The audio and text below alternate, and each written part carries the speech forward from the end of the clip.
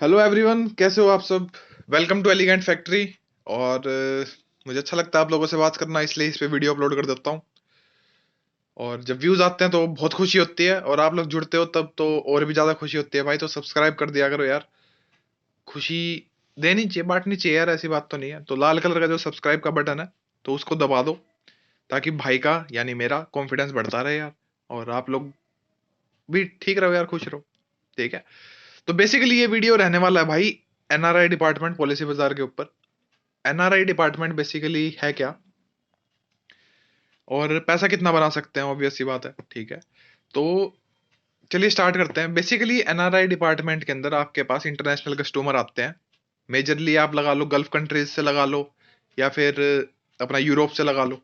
ठीक है। UK. Basic जितना मैं ध्यान कर पा रहा हूँ कि जब मैं था ना, पॉलिसी बाजार एक्सपेंड मोड में थी फुल। अभी भी एक्सपेंड मोड में ही है। लेकिन जैसे कई बच्चे हमें मिल जाते थे, या फिर कई सीनियर मिल जाते जो इनको 5-6 साल का एक्सपीरियंस हो गया, तो कंपनी उनको दुबई भेज रही थी अपने ऑफिस के लिए, ऑफिस संभालने के लिए। ठीक है। तो कंपनी अपने पैसों से ट्रैवल का खर्चा देती है, रहने की जगह देती है। तो वो मतलब समझ रहे हो ना। तो जो इस पॉलिसी बाजार का जो फ्लोर है, उसके ऊपर पॉलिसी बाजार में जो एनआरआई डिपार्टमेंट है, वहां पे इंटरनेशनल कस्टमर्स के फोन आते हैं यार। ठीक है। आप लोग उनसे बात करते हो, और उसके अंदर एक क्वालिटी होनी चाहिए कि आपकी इंग्लिश प्रोफिशिएंट होनी चाहिए, अंग्रेजी भाषा। ठीक है। तो वो प्रोफिशिएंट होगी तो फिर आप एनआरआई डिपार्टमेंट के लिए एलिजिबल हो।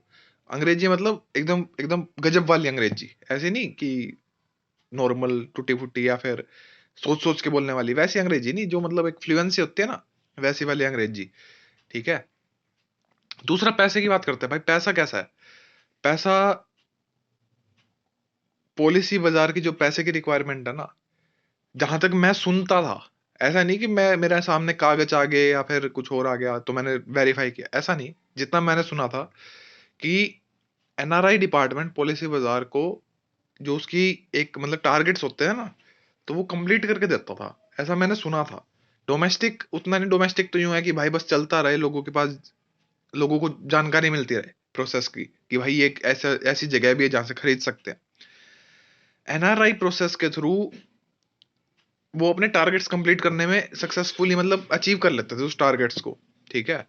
तो ऐसा मैं सुनता था, ऐसा मेरे को लगता है, क्योंकि वहां पे यार बड़ी बड़ी पेमेंट आती है, ऐसी बात नहीं है। क्योंकि कोई डॉलर्स डॉलर्स में पेमेंट करेंगे तो फिर वो कन्वर्ट करके इंडिया के हिसाब से तो ज्यादा ही हो जाएगी, है ना। इंसेंटिव्स, अब इंसेंटिव की बात कर लें तो भाई एनआरआई और डोमेस्टिक, मेरे को इंसेंटिव में कुछ ऐसा खास फर्क नहीं लगता। उसमें उस हिसाब से वो मैनेज कर देते होंगे, जैसे यहाँ पे 5% है, उसमें उसका ऐसे करके मतलब परसेंटेज में चेंज करके। ठीक है। कोई ऐसा नहीं है कि भाई एनआरआई डिपार्टमेंट में कोई बंदा है तो वो बहुत ही ज्यादा कमा रहा है, या डोमेस्टिक में कोई है तो वो बहुत ज्यादा कमा रहा है। ठीक है। इनकी मैक्सिमम मतलब मैंने जिसका सुना था कि भाई इंसेंटिव बनाया 2-2.5 लाख पर मंथ। एक बंदे ने जैसे उस टाइम पे किसी को अवार्ड भी दिया था, उस टाइम जब मैं फ्लोर पे था, जनवरी में लास्ट मंथ। तो बस यही, हाँ। तो यही बातें मैं आपके साथ शेयर करना चाह रहा था। और कोई डाउट हो आपका, और कोई कमेंट हो तो आप, क्वेरी हो तो नीचे कमेंट सेक्शन में पोस्ट करें। एंड सब्सक्राइब कर दिया करो यार, और make sure to like the video, क्योंकि उससे पता चलता है यार कि लोगों के पास रीच जा रही है, या फिर मतलब मेरे को देखते ही पता चल जाता है यार, हाँ लोग बने हुए हैं। ठीक है। तो till then keep supporting, keep loving. Bye दोस्तों।